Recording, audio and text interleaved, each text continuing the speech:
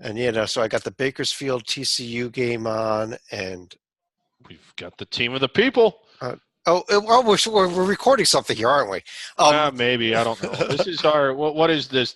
We don't really know. See, starting on a Tuesday kind of threw off our whole routine. So what are we calling this? The Hoops HD report under the radar show? Well, it's Wednesday night, which means we record under the radar, but there's been one night of games and not much to talk about. Other than the one night of games. Yeah. And most of the good games weren't even under the radar. So why are we even recording anything, David? I don't know. It's been anyway, it's been a good show though. All right. Well, then thanks for joining us, everybody. Yeah. Hey, Sleeka's here with us too. Sleeka, go ahead. You're hosting. All right, you're doing so much better than what Chad typically does. Great job, Stalika, just sitting there in silence. Wow, what a train wreck. This is the biggest train wreck of a show we've ever had. Don't you dare start it over. We're leaving it just the way it is. Actually, we were going to have a big night tonight. Our good friend Rocco from Bracketeer.org was going to be coming to us live from the St. Mary's game, but he apparently got caught in traffic. Is that what happened? Yes. That would have been better than what we've got. Rocco stuck in traffic. I think people would have rather watched that. That would have made I forgot he was going to be coming at us. Well, I'll tell you what. Why don't we do this? Why don't we talk about some of the stuff that did happen on opening night, and here on Wednesday night we'll go and do a little previews of what's coming up in the next week across both the power conferences and the under the radar, and then we'll go watch some games or drink some whiskey or something. It sounds good to me. All right. Well, the big games last night were a complete disaster, I thought, in terms of the excitement of the games. I know in the first one, the Michigan State-Kansas game, Michigan State made a big run late and cut it to 3, but Kansas looked pretty impressive, first of all, in that game. They did, and a real good showing by Kansas, and I think that's kind of what we were expecting. They kept Michigan State at arm's length or greater for most of the game. Michigan State, to their credit, did hang around, did get back and make it exciting in the final minute, but at no point for 39 minutes, it didn't really feel like Kansas was in any danger of losing the game, and even in the final minute, it didn't feel that way either. Again, opening night, I don't think it's necessarily where either team is going to end up. I think Michigan State will continue to improve. It's certainly not a bad loss, but that's – even though on opening night, and you know this, like from looking at team sheets, that's going to be right up there at the top of it as one of the bigger wins, even though it was the first night. But unlike the nightcap, at least Michigan State did make that game interesting. I think as the puppet noted, Kentucky and Duke, for example, tipped off and game over. And, I mean, David, normally when you get a team full of freshmen, it takes until, February until the team starts to come together. This Duke team looked ready for the NCAA tournament on opening night with a team full of freshmen. They did. I was really impressed. Having watched them a little bit in their exhibition game, I was shocked that not that they won, but that they just blew Kentucky's doors off. As Stalika said, Kentucky won the opening tip and didn't win anything for the next 40 minutes. The other thing that Kentucky needs to work on, and I think they will, they're also pretty young, is just – they're weak in the front court. Did you notice that? And even sort of against Indiana PA, they were a little bit weak in the front court. But Duke really exposed that. Duke shot the ball exceptionally well. It got so bad that I changed the station. It was a 30-point game, not at all what most people were expecting. I expect Kentucky to get better. We've seen it before. I believe it was 3 years ago, or maybe it was 2 years ago, when we had not an opening night game, but a very early season neutral floor game between Villanova and Oklahoma, where Villanova just got blown out of the place, and they rebounded quite nicely. So they actually won it all that year. So I think that this is something that isn't exactly going to linger for very long if Kentucky continues to improve. But holy crap, did they get run over last night? I tell you, also worthy of point. I tell you, I'd love to be in the Kentucky practices this week because just watching Calipari, just try to drill these kids and say, hey, listen, okay, you had you obviously thought you heard the hype, you thought you're going to be the number one team in the nation or the number two team in the nation. You got your asses kicked. Time to start getting serious about the game. Yeah. But it's also worthy to point out that in Calipari's distinguished distinguished career going back to 1991. That is the single worst loss, even with his time with the New Jersey Nets. I don't think they ever lost by as many as 34 points. That's kind of remarkable because UMass was really bad when he got there. So. Well, there was a third game that we thought was kind of like the third best game of the night, and it was also a blowout with Florida State absolutely wiped Florida out of the building. Yeah, Florida didn't shoot well, but they made up for it by not defending well. And Florida State just blew them out. And it kind of – I know on your bracketology show, Chad, you had Florida ahead of Florida State. You read them wrong. You read them wrong. You read them wrong. And that was Florida State better. Really? No, I'm pretty sure it was them. Okay. But I was kind of surprised. I left that game, and again, you can't read in too much to one game, even if it's the only game that either team has played. But I'm now thinking Florida State's better than I thought, and that Florida isn't anywhere near as good. I'll tell you, the ACC as a whole, it was kind of funny because Duke did what they did. I saw a lot of the ACC teams in bye games kind of struggle a little bit early in their games, maybe even into the second half a little bit before I think they all won. I don't think any ACC teams lost, but the other most impressive ACC win, that North Carolina, very nice road win at Wofford. Yeah, and this was actually going to be a bit of a revenge game considering Carolina had actually lost to a pretty similar Wofford team the year before. Terriers actually did have a couple leads during the first half, but Carolina did end up winning by double figures, somewhat going away towards the end. Yeah, and David, if for those of us that stayed up late, there were a couple of good late games. Western Kentucky, real good game against Washington. BYU gave Nevada a good game late last night too. For most of the game they did. I think they had a lead at halftime, or maybe it was tied at halftime. That's BYU we're talking about. Yeah. And while Nevada did blow it open, it wasn't until the final couple of minutes. I'd say as late as the under 4 timeout, BYU was still right in there. Nevada just really shot the ball poorly. I was kind of surprised at how that. And the other game you mentioned, as I recall, Washington sprinted out to a big lead. Western Kentucky came back, then had a 9-point lead at the half, seemingly in control. And then Washington ended up winning by 18 by the time it was over. So seismic shifts in that game all the way throughout. Western Kentucky also dealing with what you might call off-the-court frustrations. 3 different players getting arrested in 3 different incidents. It wasn't that they were all in one place at one time and there was one incident where all 3 got arrested. No, it was 3 different days, all within the last 10 days. That could have bothered them a little bit. Couple of near misses and upsets. Salika, Arizona State needed 2 overtimes to somehow pull out a game over Fullerton that they really should have lost, for example. Yeah, I think our good friend John Rothstein over at CBS even had his typical epitome of brutality tweet that he ended up having to take down because Arizona State had forced overtime and extended it to double overtime, and they managed to survive their season opener. Yeah, but at the same token, Fullerton was also a team that did make the NCAA tournament last year. Right. Another Big West team, Cal State Northridge, gave New Mexico it was at home, but they gave New Mexico a heck of a battle. Mark Godfrey's first game as head coach there at Northridge. That was a fun one to watch. Really not expecting much out of Northridge this year at all. Taking New Mexico to the wire. And the 3-point shot that won the game was, what was it, about a 25-footer that banked in? I mean, it was way out. It was in a tie game, so it wasn't but yes. Yeah. It was tied at the time. Okay, yeah, but it was a very low percentage shot. Yeah. I guess let's hit a couple of the upsets from last night. Then we'll talk about some of the stuff that happened here on Wednesday also, because we had a big game tonight. But a couple of the upsets, especially the Atlantic 10 with George Mason, who David, you thought was going to win the A-10. I thought they were going to finish like 8th in the conference. They lost at home to Penn. I was big on George Mason. I don't think I was quite as big as you were, but I liked them as the top 40 team, and I thought they had a really good chance at getting inside the bubble, which they still could. Penn, we know Penn is really good in the Ivy League, and they may even be good beyond that. But if you're a top 40 team that's inside the bubble. You would expect them to be able to win at home against Penn, as good as we think that is.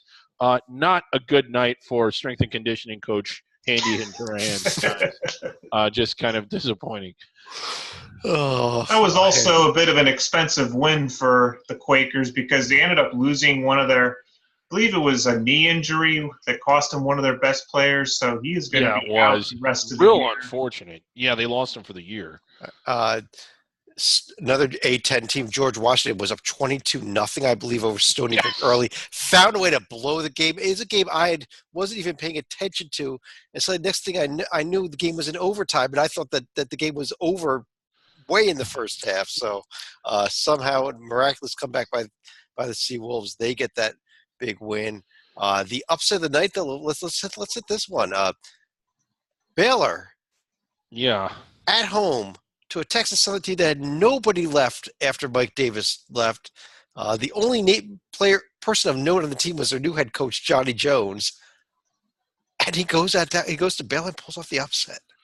Really big win. Yeah, shocking. And during the Under the Radar podcast, we were talking not even in a disparaging way, just in a fair, critical way. Would the SWAC win 8 out of conference games? Well, they got one last night.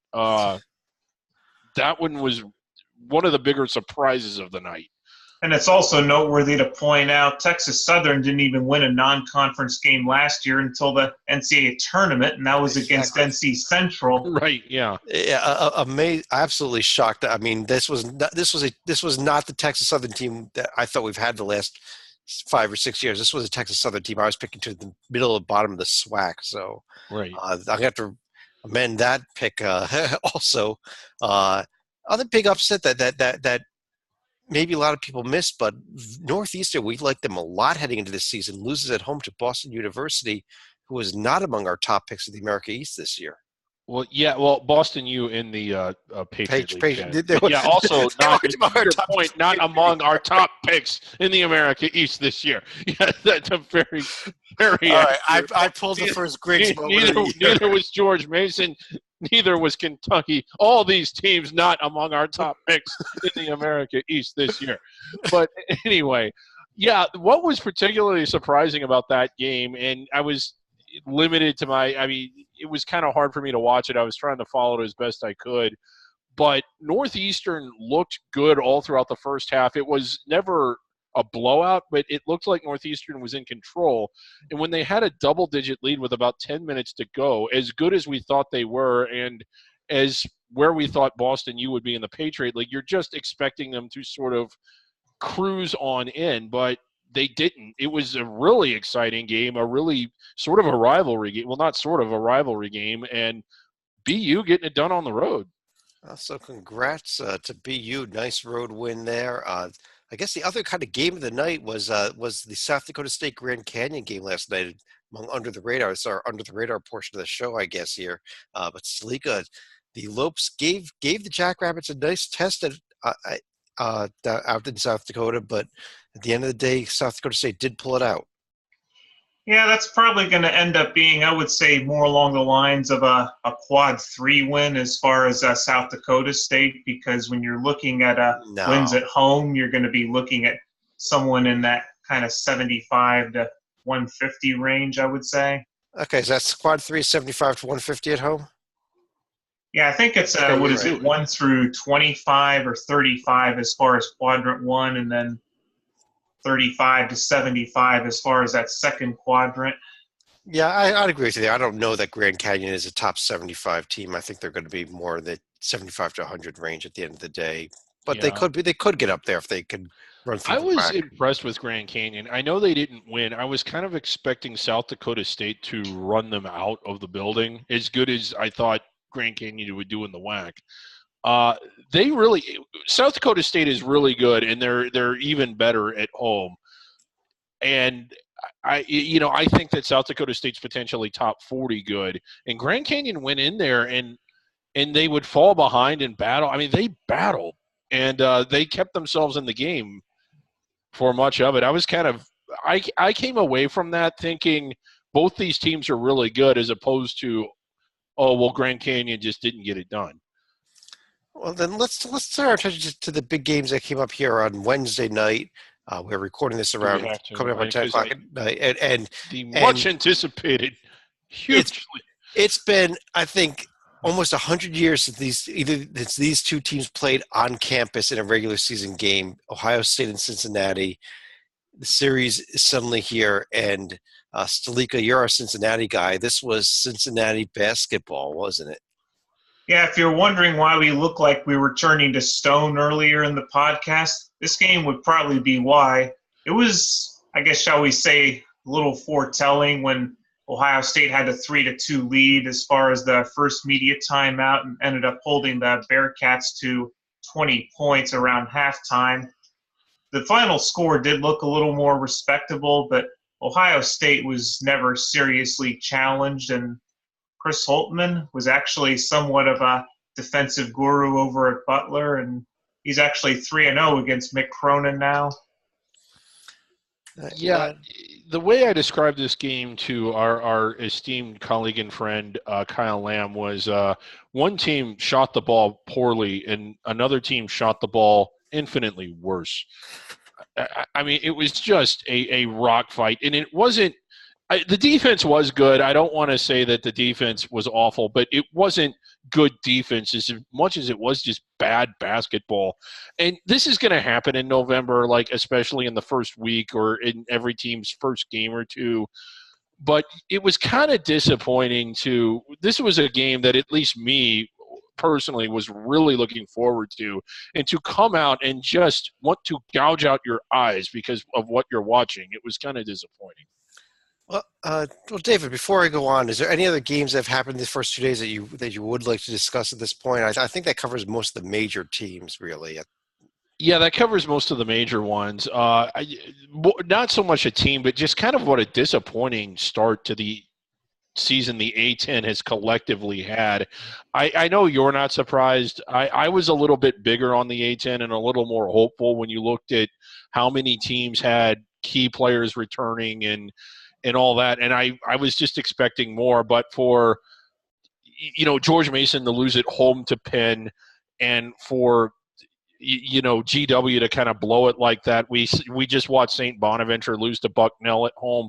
And again, Bucknell, Penn, I know that these are good teams. We watch these teams all year. We have for years. But you can't like when you're talking about how, well, Penn and Bucknell are decent programs, it's not that shocking to lose at home. Those aren't the kinds of excuses that the American is making, that the Big East is making, that the conferences that are as good as the A-10 wants to be are making. They need to win those games. Well, David, I will take a little exception. I do think that Penn is one of the top teams in the Ivy League. Bucknell lost a ton. I picked them towards the bottom of the Patriot this year. This is going to be a very off year for Okay, Bucknell, so you're taking exception, but furthering my point. But furthering your point, I think you gave Bucknell too much credit right there. Yeah. But by the same token, these are not the type of games that, let's say, the Missouri Valley is going to be losing because correct. A lot is going to be expected out of teams like Loyola, Southern Illinois, Illinois State, for example. Okay, well, I'll tell you what. Why don't we go through a few of the games that are coming up over the next several days on through this weekend. And I'm going to start with tomorrow night, Thursday night. Games worth watching. Okay, let's move on to Friday night. Let's move on to we've got some good buy games tomorrow. It's the redistribution week. This is the third day of the season, and it may end up being the worst day in terms of games of the entire season coming up Thursday night. The best game might be Maine at Utah. Just leave it at that. You might be right. Some interesting games Friday night. Two big names, at least, Wichita State and Providence playing each other, although I think Providence is going to have the clear edge in this game. Very clear. One I'm looking at also a big rivalry coming back here. It's a neutral court game, Texas and Arkansas. Yeah, is that game in China? I think it's at Fort Bliss. Yeah, okay, yeah. That's the Armed Forces double. Yeah. That's the Armed Forces class. Yeah, that's right. The Pac-10 game is in China. Okay. Yeah. North Carolina on the road again, this time at Elon, opening their new building. A game that is only going to be available for those that purchase the stream from Iowa State University. But Iowa State's hosting Missouri tomorrow, and I think two tournament-capable teams here. Yeah, we'll be purchasing that. Just in case you're wondering. Okay. But there was also another late add to the SEC network, and that will be Washington headed down to the Plains to take on Auburn. That's a big one on Friday. Two ranked teams. Washington, just the nice win over Western Kentucky. Washington, Auburn, a game I kind of circling here, David. UC Irvine and Texas A&M tomorrow night also. Yeah, I'm looking forward to that. Oh, if that one's tomorrow, then there's at least one good game. Okay. No, that's Texas A&M is playing the team of the people now. That game can't be tomorrow. No, I'm sorry. That's Friday. Yeah, I'm talking about Friday. Yeah, they got tomorrow off. Then Friday, UC Irvine and A&M. The late game Friday is that Pac-12 China game. That's Yale and Cal. If you want to stay up for it, you can. I'm not probably going to. And I'm going to go out on a limb and guess we are not going to have the same hijinks around the China game that happened last year. I don't know, but I kind of hope so. That was actually kind of fun. Bill Walton issued the greatest apology ever on the behalf of the human race. Coming up Saturday, a game to take a game to look at late night now suddenly, which game that we would not have been highlighting except what happened yesterday. Texas Southern at Gonzaga. Yeah. Can Johnny Jones do it again? Right. If he does, he should just be named Coach of the Year right now. Also coming up on Saturday evening, John, interesting, Illinois State's at Belmont. Yeah, this would probably be a game that Illinois State would like to capitalize on as far as a possible quad 1 or quad 2 game as far as the net goes, but more likely quad 1, especially if Illinois State hangs around the top 75. And obviously that I might miss a few games, which I apologize, but didn't read through every single game list. A couple games though on Sunday, throw them out there. David, one I'm going to be looking at here Sunday afternoon, Southern Miss at SMU. I think that's a winnable game for Southern Miss. It might be. SMU a little bit on the rebound. Southern Miss really on the rise. Doc Sadler, who we've always liked, doing a great job at Southern Miss and doing it very much unlike his predecessor, the right way. And in the evening, Sunday evening, pair of games, John, Florida State on the road at Tulane and Vanderbilt at USC.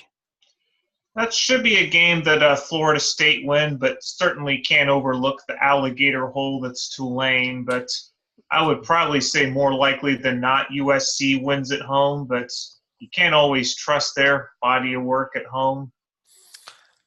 I guess on that note, that's most of everything. There's two other games I do want to quickly mention here that were played. Let me start with tonight. First of all, I want to give a big old shout out, David, to the Texas San Antonio Roadrunners. Just lost tonight at home to St. Edwards. Oh God! Oh.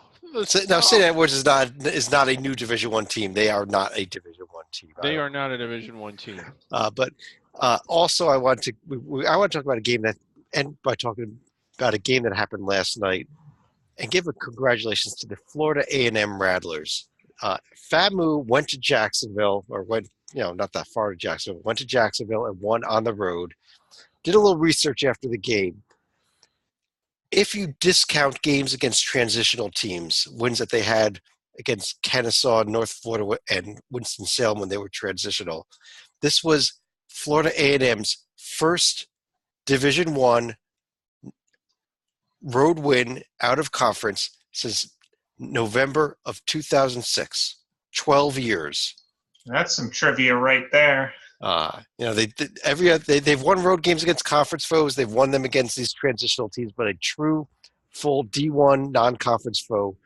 12 years, but congratulations, FAMU. The streak is over. They won a game. David, are they in your bracket? They may be as the MEAC champs, because I don't think anybody in the MEAC has done more than that right now. Well, so from a merit, from a bracket that's going to be built based on current merit, you kind of got to put them in. All right. Well, any other thoughts from either one of you? John, how about you for any other thoughts for tonight, or anything else we want to discuss, or who else? What else we want to do here? I don't know. Well, I'll look at the game between Marshall and Eastern Kentucky. While Marshall ended up running away with that game at Eastern Kentucky, at least one lucky Colonel fan actually ended up hitting a half-court shot around halftime, and I believe ended up winning a car or some lease from a local dealership. So it's good to know there's at least some lucky shooters in that crowd. Yeah. Dave, a quick score update as we record this. Savannah State is within 10 of Texas A&M. Our hashtag Save the Tigers, team of the people. Our team of the people. If they were to win this game, and we're not expecting that they will, but if they were, holy crap, what a long way it would go towards saving the Tigers. A couple bullet points here. North Alabama played their first ever game as a Div 1 team in a loss at Samford last night. I had some other bullet points, but I already forgot. While you're trying to remember your other ones, I'll just, Cal Baptist doesn't play till Friday night, but they will be playing their first game as well here. Yeah. So that was there. Oh, yeah. And then the team of the people game. And then while we're recording this, a little bit of a surprise. Well, not a little bit, a hugely surprising development. Bakersfield up 9 at TCU, a TCU team that we thought would contend for a protected seed. Bakersfield, we thought, might be in the middle of the WAC, but looking really good, just really outplaying TCU in this first half. Now, we'll see if the Horned Frogs get it together in the second half, and this is a non-issue. But right now, that would be a huge story. They would be, if this were to hold up, we'd have our first ranked team losing at home. Well, David, that kind of goes to what I mentioned at the top of the show with some of the ACC teams. They kind of played with their food in the first halves also yesterday. Even Virginia didn't run away with their game against was it Towson yesterday. It was, a lot of these teams, it seems to happen in that first game that maybe you come out a little stale in that first half. So I think at the end of the day, you're going to see TCU run away with this game, but I could be wrong. Yep. Or as the puppet would say, this would be the toy pop gun opening to the season. Yeah. But I guess on that note, we're done. Yeah. All right, so get the hell out of here. Get the hell out. We'll see you Monday. We'll see you Monday. Let me just do that real quick. Beginning Monday, we're going to go into our regular schedule here at Hoops HD. We are going to be doing our Hoops HD reports Monday nights. They'll be posted either late Monday or Tuesday mornings. Wednesday night, late Wednesday nights, we'll be recording Under the Radar. You can watch them on Thursday mornings. And check out all the other tabs of the website up there. We've got all kinds of great information. Yeah, everything's up and running for this season, correct? Yep, it is. Joby's nitty-gritty ratings will be up there pretty soon. All the tournament tabs are up there, and they may already be up there. I don't know. Joby, he gets them up pretty early. Yeah, Joby. Yeah. But on that note, I'm Chad Sherwood. He's John Stalika. That's a puppet. We'll talk to you again real soon.